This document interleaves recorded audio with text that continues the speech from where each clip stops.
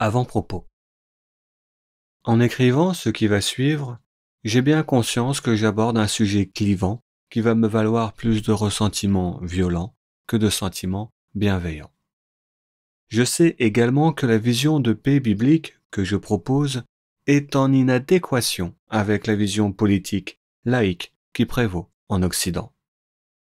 Malgré ces deux difficultés, je pense qu'il est de notre devoir intellectuel d'aborder au plus rapidement possible les visions futures d'un Moyen-Orient apaisé, qui se place dans la culture et le culte des Juifs, des musulmans et des chrétiens. Car, autant en Occident la vision biblique est considérée comme un archaïsme inutile, autant cette même vision est considérée par les Juifs et les musulmans comme celle à rechercher. Vouloir faire avec Dieu l'alliance par le livre, c'est intellectuellement et symboliquement parlant vouloir reconstruire l'arche d'alliance. Et c'est ce que nous, le peuple du livre, proposons. Introduction.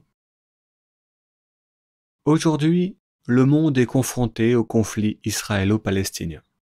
Comme beaucoup d'entre nous, ce conflit m'habite depuis mon plus jeune âge. Et, en vous écrivant, je me revois feuilleter mon premier journal, lire l'article sur le sujet et dans mon lit, penser aux solutions.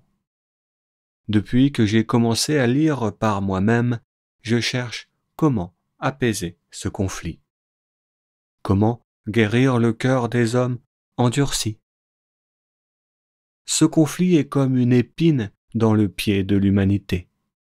Chaque pas en avant le fait souffrir, et c'est à cause de cela qu'il reste assis. Aujourd'hui, adulte et érudit dans le livre, je propose, après mes 40 années, un moyen simple, sûr, sain et solide d'y parvenir. Tout d'abord, il faut admettre pour vérité que l'on ne peut pas comprendre les tenants et les aboutissants de ce conflit sans avoir une profonde compréhension des enjeux bibliques. Aussi, il faut accepter, pour justesse morale, que l'on ne peut pas proposer à l'humanité une solution qui ne soit pas démocratique, humaniste, libre et véridique. Aujourd'hui, s'affrontent deux visions politiques qui ont des tenants nationalistes et des aboutissants impérialistes. Les uns souhaitent mettre en place ce qu'ils appellent le Grand Israël. Les autres souhaitent mettre en place ce qu'ils appellent la Grande Palestine. Aucune de ces deux visions politiques du monde d'après n'a de base biblique solide. Et pour aller plus loin dans le débat anticipatif, ces deux visions, par leur injustice fondamentale, amèneront le monde à subir un conflit qui sera sans fin et toujours plus violent. Dans leur vision suprémaciste, il n'y aura que des morts et des perdants. Et la volonté divine sera grandement bafouée. Leurs solutions impérialistes sont comme une balafre sur le visage libre, démocratique, humaniste et véridique de l'humanité. Car leurs égarements, qu'ils travestissent en solutions, n'apportent pas une vision qui soit en accord avec les tenants et les aboutissants bibliques des religions du livre, juives et chrétiennes et musulmanes. Et c'est précisément à ce moment-là qu'ils se déconnectent de leur terreau fertile, qu'ils scient la branche sur laquelle ils sont assis. Dans l'heure qui va suivre, je vais vous proposer une solution qui soit en accord avec la compréhension biblique haute et profonde, c'est-à-dire en accord avec une compréhension biblique ancestrale et moderne.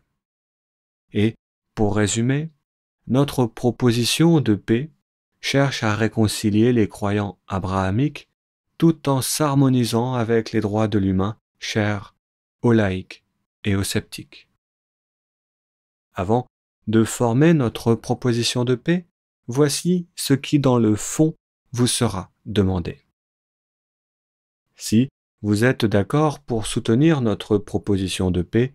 Vous pourrez signifier votre soutien de deux façons, soit en levant le drapeau de Juda, soit en disant « Rendons Éphraïm à Éphraïm, rendons Juda à Juda, et rendons Jérusalem à Dieu. »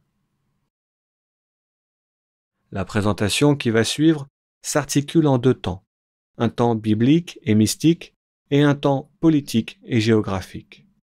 Si les discours bibliques vous mettent mal à l'aise, rien ne vous empêche d'aller directement en deuxième partie. Voilà, nous allons bientôt commencer. Comme dernier mot de cette introduction, je répondrai à une question que l'on me pose souvent. Je suis chrétien. Et comme le pape François, nous croyons que toutes les religions mènent à Dieu. Nous sommes le peuple du livre, Al-Kitab.